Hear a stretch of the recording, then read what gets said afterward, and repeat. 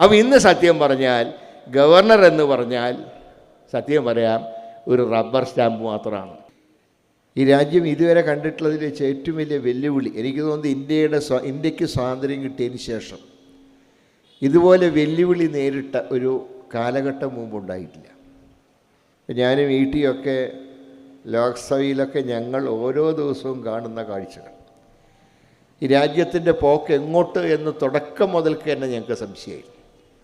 നിങ്ങൾക്കറിയാം, ഈ പൗരത്വ ഭേദഗതി ബില്ല് ഇതൊരു സുപ്രഭാതത്തിലുണ്ടായ ബില്ലല്ല.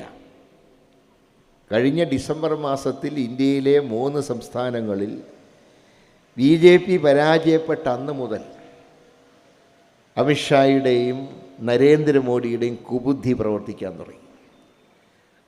അതിൻ്റെ ഫലമായിട്ടുണ്ടായതാണ് പുൽവാമയിലെ ആക്രമണം. ഞാനിപ്പോൾ ഓർക്കുകയാണ്, 45ഓളം CRPFൻ്റെ ജവാന്മാർ കൊല്ലപ്പെട്ടപ്പോൾ അന്ന് റിട്ടയർ ചെയ്ത പല പട്ടാള മേധാവികളും ഒരു ചോദ്യം ചോദിച്ചിരുന്നു. അവർ പറഞ്ഞത്, ഇതെങ്ങനെ സംഭവിച്ചു?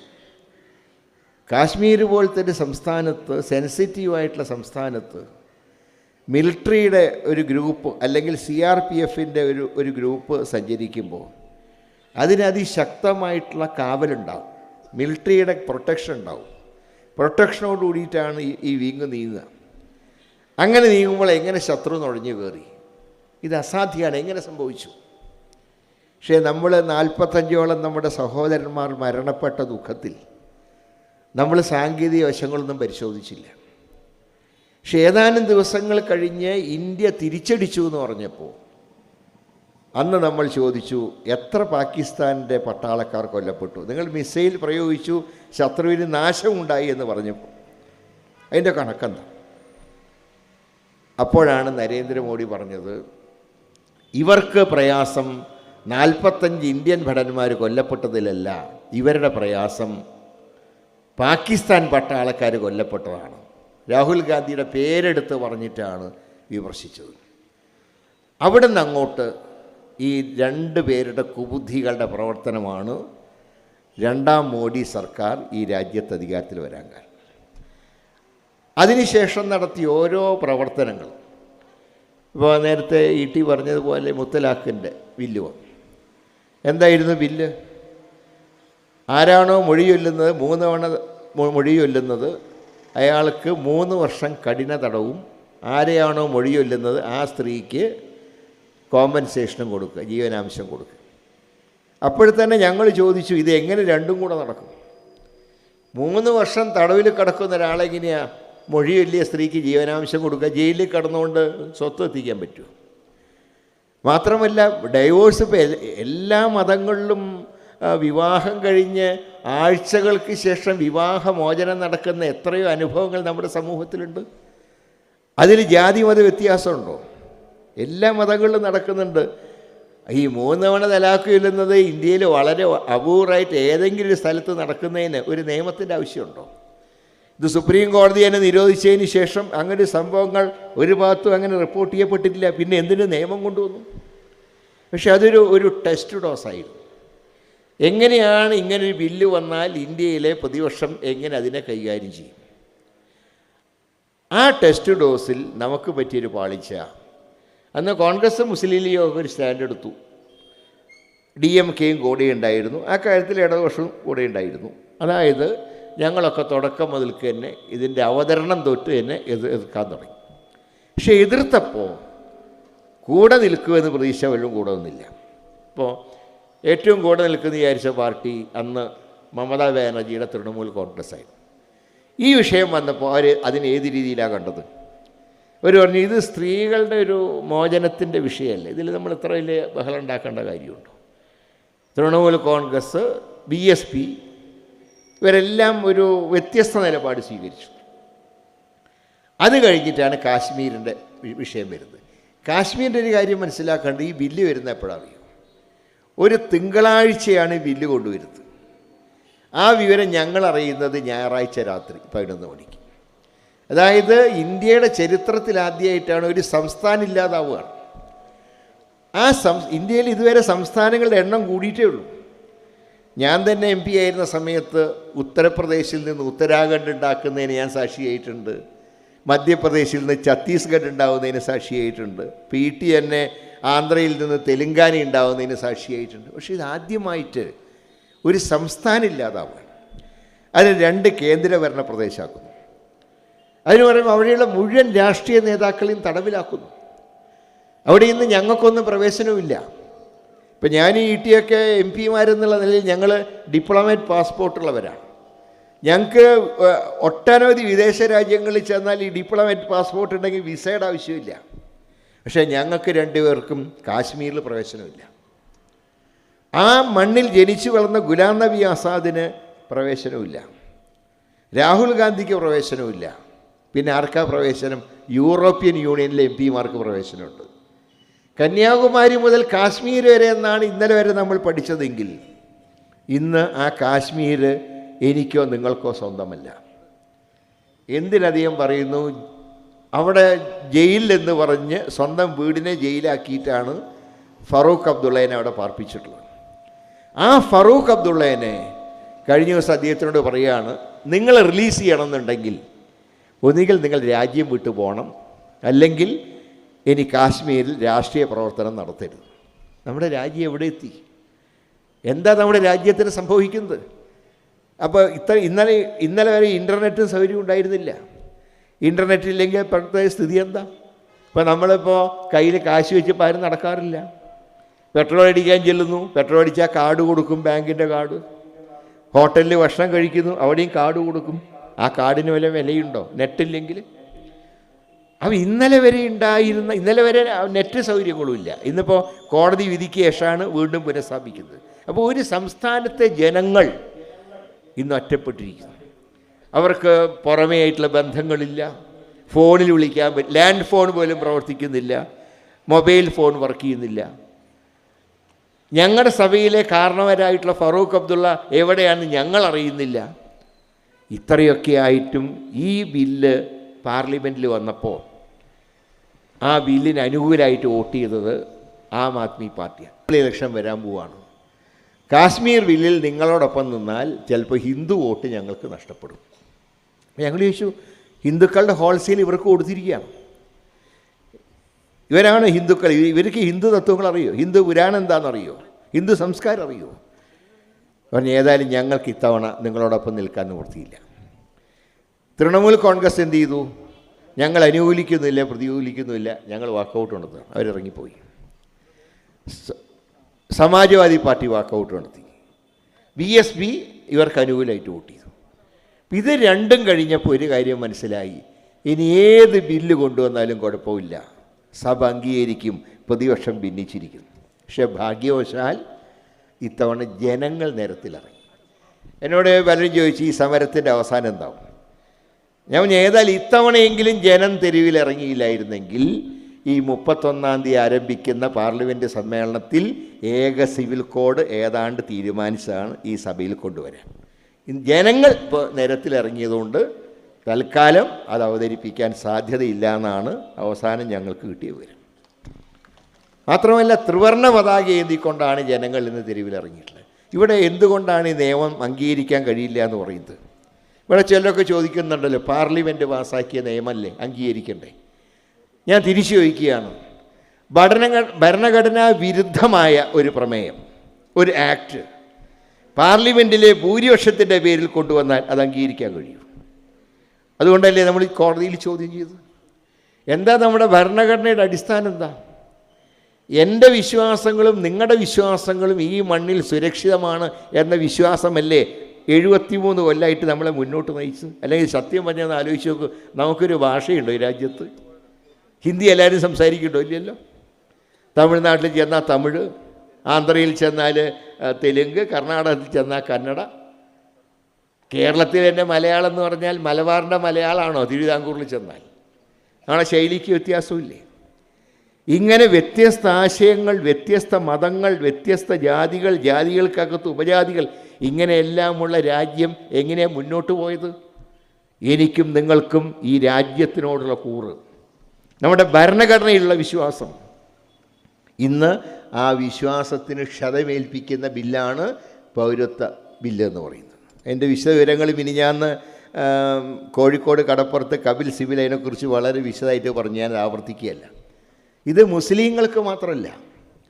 ഈ പൗരത്വ ബില്ല് പാസ്സാക്കിയതിൻ്റെ തൊട്ടടുത്ത ദിവസം മറ്റൊരു ഭരണഘടനാ ഭേദഗതിയല്ല, ഭരണഘടനാപരമായി SC/ST വിഭാഗത്തിന് 10 വർഷത്തേക്ക് അവരുടെ നിലവിലുള്ള സംവരണം തുടരാനുള്ള ഒരു നിയമം കൊണ്ടുവന്നു. എല്ലാവരും ഒരു ഒബ്ജക്ഷനും ഇല്ല, എല്ലാവരും പിന്താങ്ങി. പക്ഷേ അതിൻ്റെ കൂടെ ചേർക്കേണ്ട ഒരു വാചകം വിട്ടുപോയി. അതെന്താ? ആംഗ്ലോ ഇന്ത്യൻ വിഭാഗത്തിനും 10 വർഷത്തേക്ക് സംവരണം ഉണ്ടായിരുന്നു, അതില്ലാതായി. കാരണം ആംഗ്ലോ ഇന്ത്യൻ്റെ പേര് പറഞ്ഞില്ല, SC/ST മാത്രം പറഞ്ഞു. ആരാ ആംഗ്ലോ ഇന്ത്യൻ എന്ന് പറയുന്നത്? വിദേശ രാജ്യങ്ങളിൽ നിന്ന് ഇന്ത്യയിൽ വന്ന് ഇവിടെ വിവാഹം കഴിച്ച് ജീവിക്കുന്ന വിഭാഗം. അതിൽ മഹാഭൂരിപക്ഷം ക്രിസ്ത്യാനികളാണ്. അപ്പോൾ മുസ്ലിങ്ങൾക്ക് കൊടുത്തതിൻ്റെ അടുത്ത ദിവസം ക്രിസ്ത്യാനികൾക്കും കൊടുത്തു. ഇത് ഭാവിയിൽ എവിടെ ചെന്ന് നിൽക്കും? ഇത് മുസ്ലിമിനും ക്രിസ്ത്യാനിക്കും മാത്രമല്ല, ഹിന്ദുമതത്തിലെ പിന്നോക്ക വിഭാഗത്തിന്, പട്ടികജാതി വിഭാഗത്തിന്, ഇവരെല്ലാം തെരഞ്ഞു പിടിച്ച് പൗരത്വത്തിൽ നിന്ന് നീക്കം ചെയ്യാനുള്ള ഗൂഢശ്രമമാണ് ഈ രാജ്യത്ത് നടക്കുന്നത്. അപ്പം അങ്ങനെ വരുമ്പോൾ നാളെ നരേന്ദ്രമോദിക്കെതിരായിട്ട് വോട്ട് ചെയ്യുന്ന ഞാൻ ഉൾപ്പെടെയുള്ളവർക്കും ഈ നിയമം പ്രകാരം ചിലപ്പോൾ നാളെ പുറത്തു കൊണ്ടി വരും. ഇപ്പോൾ ഇന്ത്യയുടെ രാഷ്ട്രപതിയായിരുന്നു ഫക്രുദ്ദീൻ അലി അഹമ്മദ്. അദ്ദേഹത്തിൻ്റെ ഭാര്യ 10 കൊല്ലം MP ആയിരുന്നു. ആ കുടുംബം ഇന്ന് നമ്മുടെ പൗരത്വ ലിസ്റ്റിൽ നിന്ന് പുറത്താണ്. പിന്നെ മറ്റുള്ളവരുടെ കാര്യം പറയണം. ഇന്ത്യയുടെ രാഷ്ട്രപതിയായിരുന്ന ആളുടെ കുടുംബം ഇന്ത്യൻ പൗരന്മാരുടെ ലിസ്റ്റിൽ നിന്ന് പുറത്താന്ന് പറയുമ്പോൾ MP ആയതുകൊണ്ട് MLA ആയതുകൊണ്ടോ ഞങ്ങൾ പോലും സുരക്ഷിതരല്ല. അതാണ് ഇപ്പോൾ ഈ രാജ്യത്തിൻ്റെ അവസ്ഥ എന്ന് പറയുന്നത്. അതുകൊണ്ടാണ് ഈ ബില്ല് അൺകോൺസ്റ്റിറ്റ്യൂഷണൽ ആണെന്ന് പറഞ്ഞ് നമ്മൾ ചോദ്യം ചെയ്തിട്ടുള്ളത്. അതിൽ ലീഗാണ് ആദ്യമായിട്ട് കോടതിയെ സമീപിച്ചത്. അതിനുശേഷം പ്രതിപക്ഷ നേതാവ് സമീപിച്ചു. ഇപ്പോൾ കേരള ഗവൺമെൻറ് മൂന്നാമതാണ് പോയത്. മുസ്ലിം ലീഗ് ആദ്യം, 2 പ്രതിപക്ഷ നേതാവ്, മൂന്നാമതായിട്ടാണ് സംസ്ഥാനം പോയിട്ടുള്ളത്. പക്ഷെ ഇവിടെ ഒരു കാര്യം മനസ്സിലാക്കേണ്ടത്, അപ്പോൾ ET ആണ് ഇപ്പോൾ ചർച്ചയ്ക്ക് തുടക്കം കുറിച്ചിട്ടുള്ളത്. ഇവിടെ ഗവർണർ പദവിയെക്കുറിച്ച്. ഇവിടെ ഒരു ഗവർണറുണ്ട്. ഞാൻ ചോദിക്കുന്നൊരു ചോദ്യം, ഏതെങ്കിലും കാലഘട്ടത്തിൽ കേരളത്തിൻ്റെ ചിത്രം പരിശോധിച്ചാൽ ഗവർണർമാർ വിവാദ പുരുഷന്മാരായിട്ടുണ്ടോ? ഇല്ല. ഏറ്റവും അധികം ചർച്ച ചെയ്യപ്പെടുന്ന വിമോചന സമരത്തിൻ്റെ കാലത്ത് പോലും ഗവർണർ വിവാദ പുരുഷനായിരുന്നില്ല. അന്ന് കേന്ദ്ര സർക്കാരിനെ കുറിച്ചായിരുന്നു പരാതി. ഗവർണർമാരൊരിക്കലും പരിധി വിട്ടുപോയിട്ടില്ല. അത്യാവശ്യം കേന്ദ്രത്തിൻ്റെ കാര്യങ്ങളൊക്കെ ചെയ്തു കൊടുക്കാറില്ല എന്ന് ഞാൻ പറയുന്നില്ല. പക്ഷേ ഇതാദ്യമായി കേരളത്തിലെ ജനങ്ങൾ തള്ളിക്കളഞ്ഞൊരു നിയമം നടപ്പാക്കണം എന്നൊരു ഗവർണർ വാശി പിടിക്കുകയാണ്. ഒരു കാര്യം മനസ്സിലാക്കേണ്ടത്, പൗരത്വ ഭേദഗതി പിൻവലിക്കണം എന്ന് കേരള നിയമസഭ പ്രമേയം പാസ്സാക്കിയത് ഐകകണ്ഠേനയാണ്. ഞാൻ ആ വാക്ക് അടിവരയിട്ട് പറയുന്നത്, യുനാനിമസ് ആയിട്ടാണ് പാസ്സാക്കുന്നത്. ഞാനും ET ഉണ്ടായിരുന്ന നിയമസഭയല്ല ഇപ്പോഴത്തെ നിയമസഭ. കാരണം കണ്ണു കൊള്ളാതിരിക്കാൻ ഒരു BJP-കാരൻ അവിടെ കയറിയിരിക്കുന്നുണ്ട്. അത് BJP-യുടെ ശക്തി കൊണ്ടല്ല. ഒരാൾ ഇലക്ഷനിൽ ഇങ്ങനെ നിരന്തരം തോൽക്കുമ്പോൾ അങ്ങനെ ഒരാളോട് ജനത്തിന് സിമ്പതി തോന്നും, അതുകൊണ്ട് ജയിച്ചാൽ. കാരണം ഞാൻ 7ാം ക്ലാസ്സിൽ പഠിക്കുന്ന കാലം തൊട്ട് രാജഗോപാൽ ഇലക്ഷൻ നിൽക്കാൻ തുടങ്ങിയതാണ്. അപ്പോൾ സ്വാഭാവികമായിട്ട് അങ്ങനത്തെ ഒരാളോട് സ്നേഹം വരില്ല, രാഷ്ട്രീയം നോക്കില്ല, അങ്ങനെ കയറി പറ്റിയതാണ്. സാധാരണ രീതിയിൽ ഇപ്പോൾ ഇലക്ഷനിൽ വോട്ടിംഗ് വന്നു. ഞാൻ തന്നെ ഈ സഭയിൽ അംഗമായിരുന്നപ്പോൾ ഈ സ്റ്റേറ്റ് ബാങ്ക് ഓഫ് ട്രാവൻകൂറിനെ സ്റ്റേറ്റ് ബാങ്ക് ഓഫ് ഇന്ത്യയിൽ ലയിപ്പിച്ചപ്പോൾ അന്നും കേരള നിയമസഭ ഒരു പ്രമേയം കൊണ്ടുവന്നു, ഇത് പിൻവലിക്കണം എന്നാവശ്യപ്പെട്ടു. പക്ഷേ എതിർക്കുന്നവർ കൈവക്കാൻ പറഞ്ഞപ്പോൾ രാജഗോപാൽ കൈവക്കി. അതുകൊണ്ട് ഐകകണ്ഠ്യേന പാസ്സാക്കാൻ പറ്റിയില്ല, ഭൂരിപക്ഷത്തോടെ പാസ്സാക്കി. എന്നാൽ ഈ പൗരത്വ ഭേദഗതി വന്നപ്പോൾ എതിർക്കുന്നവർ കൈവക്കാൻ പറഞ്ഞപ്പോൾ രാജഗോപാൽ കൈവക്കിയില്ല. അപ്പോൾ സ്പീക്കർ ചോദിച്ചു, എന്നാൽ പിന്നെ ഐകകണ്ഠ്യേന പാസ്സാക്കട്ടെ. രാജഗോപാൽ അവിടെ ഇരുന്നിട്ട് ഇങ്ങനെ കാണിച്ചു, എന്ത് വേണമെങ്കിലും ചെയ്തോളാൻ. അപ്പോൾ യുനാനിമസായി പാസ്സായി. കേരളത്തിൽ ഞങ്ങൾ 20 MP-മാർ ഈ ബില്ലിനെതിരായിട്ട് വോട്ട് ചെയ്തവരാണ്. രാജ്യസഭയിലെ 9 MP-മാരും ഈ നിയമത്തിനെതിരായിട്ട് വോട്ട് ചെയ്തവരാണ്. കേരള നിയമസഭ ഐകകണ്ഠ്യേന പാസ്സാക്കിയ ബില്ല്, ഇത് നിയമം പിൻവലിക്കണം എന്നാവശ്യപ്പെടുന്ന പ്രമേയം, ഇതിനെതിരായിട്ടാണ് ഗവർണർ ഭരണഘടന പറഞ്ഞ് ഇപ്പോൾ പേടിപ്പിച്ചുകൊണ്ടിരിക്കുന്നത്. അതാണ് ഞാൻ പറഞ്ഞത്, ഇയാൾ ആരാത് പറയാൻ, ഇയാൾക്ക് എന്താണ് ഇതിൻ്റെ അധികാരം? അങ്ങനെ കേരള നിയമസഭയ്ക്ക് പ്രമേയം പാസ്സാക്കാൻ അവകാശമുണ്ടോ? ഉണ്ട്. കാരണം ഇതിൻ്റെ കോൺസ്റ്റിറ്റ്യൂഷണലായിട്ടുള്ള നിയമമൊന്നുമല്ല ഞങ്ങളായിരുന്നു നോക്കിയത്. ജനങ്ങളുടെ വികാരം കേന്ദ്രത്തിന് അറിയിക്കുക. അതനുസരിച്ചാണ് കേരള നിയമസഭ ഒരു പ്രമേയം അംഗീകരിച്ച് ഡൽഹിക്ക് അയച്ചു കൊടുത്തിട്ടുള്ളത്. അതിൻ്റെ കോൺസ്റ്റിറ്റ്യൂഷണൽ വാലിഡിറ്റിയോ നോക്കിയിട്ടല്ല, നമ്മുടെ വികാരം, ആ വികാരം കേന്ദ്രത്തിന് അറിയിച്ചു. അത് അങ്ങനെ അറിയിക്കാൻ പാടില്ല എന്ന് ആര് പറഞ്ഞു ഗവർണറോട്? അത് ഗവർണറാണോ തീരുമാനിക്കേണ്ടത്, അതോ ജനങ്ങളാൽ തിരഞ്ഞെടുക്കപ്പെട്ട MLA-മാരാണോ തീരുമാനിക്കേണ്ടത്? MLA-മാർ ജനങ്ങളുടെ പ്രതിനിധികളാണ്, MP-മാർ ഞങ്ങൾ ജനങ്ങളുടെ പ്രതിനിധികളാണ്. ആ ജനവികാരം ഡൽഹി അറിയിക്കേണ്ട ബാധ്യത ജനപ്രതിനിധികളായിട്ടുള്ള ഞങ്ങൾക്കുണ്ട്. അതുകൊണ്ടാണ് ഞങ്ങൾ പാർലമെൻറ്റിൽ ഞങ്ങൾ എതിരായിട്ട് വോട്ട് ചെയ്യുകയും സംസ്ഥാനത്ത് ഐകകണ്ഠ്യേന നിയമം പാസ്സാക്കി ഡൽഹിക്ക് അയക്കുകയും ചെയ്തത്. അതിനെ ചോദിക്കാൻ ഇയാളാരാ? ആരിഫ് മുഹമ്മദ് ഖാൻ അതിൻ്റെ ആവശ്യം എന്താ? അദ്ദേഹത്തിൻ്റെ ജോലി എന്താ? അദ്ദേഹം വന്ന് കോൺസ്റ്റിറ്റ്യൂഷണൽ ഹെഡാണ്. കോൺസ്റ്റിറ്റ്യൂഷണൽ ഹെഡ് എന്ന് പറയുന്ന അദ്ദേഹത്തിന് എന്താ ഭരണഘടനയിൽ എന്തധികാരമുള്ളത്? മാത്രമല്ല അത് മാത്രമല്ല, അദ്ദേഹത്തിന് ഒരുപാട് ആഗ്രഹങ്ങളുണ്ട്. അദ്ദേഹത്തിൻ്റെ ആഗ്രഹം അത് അന്ന് ഇന്നും അങ്ങനെ തന്നെയാണ്. അതിപ്പോൾ അദ്ദേഹം എന്തുകൊണ്ടാണ് മുമ്പ് കോൺഗ്രസ്സിന് രാജിവെച്ചതെന്ന് എല്ലാവർക്കും അറിയാം. മുമ്പ് ശരീഅത്ത് നിയമത്തിനെതിരായിട്ടുള്ളൊരു ഷബാനി കേസിൽ വിധി വന്നല്ലോ.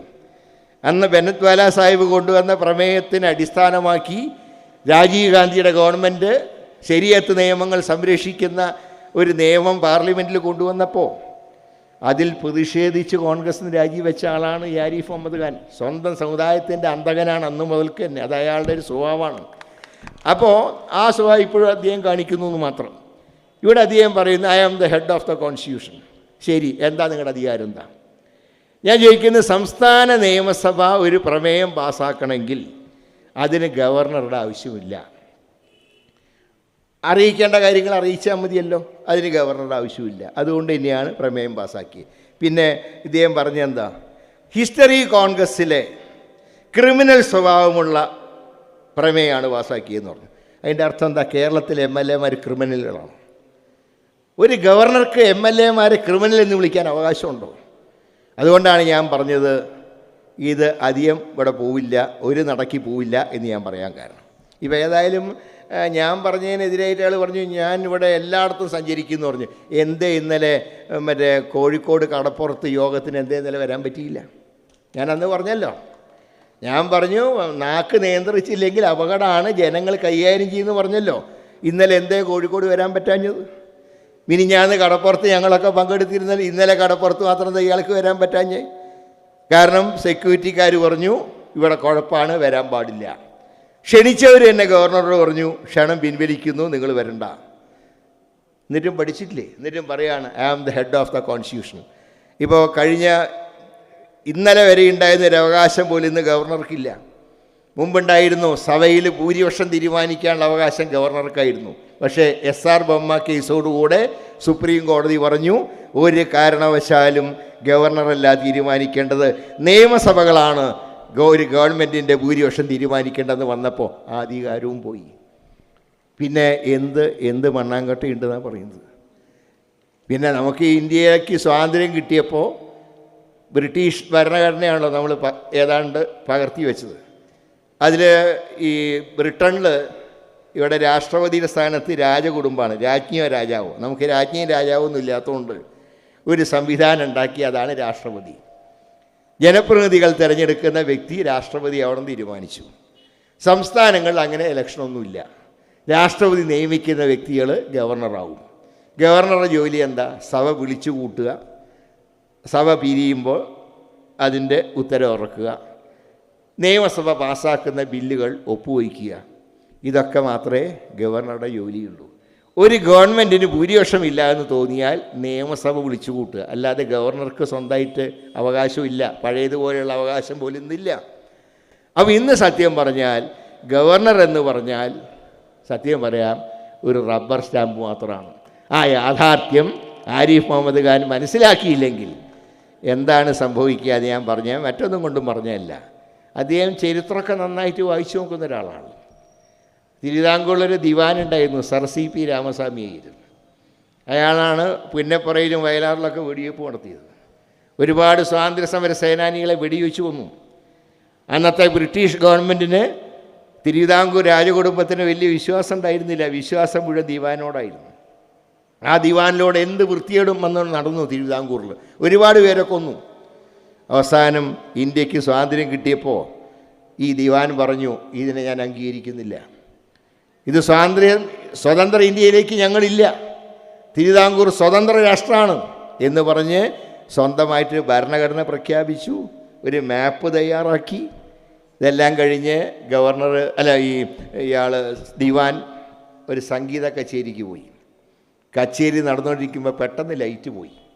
ഒരു വാളിങ്ങനെ വരുന്നത് കണ്ടു. ആദ്യത്തെ വീശലിൽ ദിവാൻ്റെ തൊപ്പി തെറിച്ചു.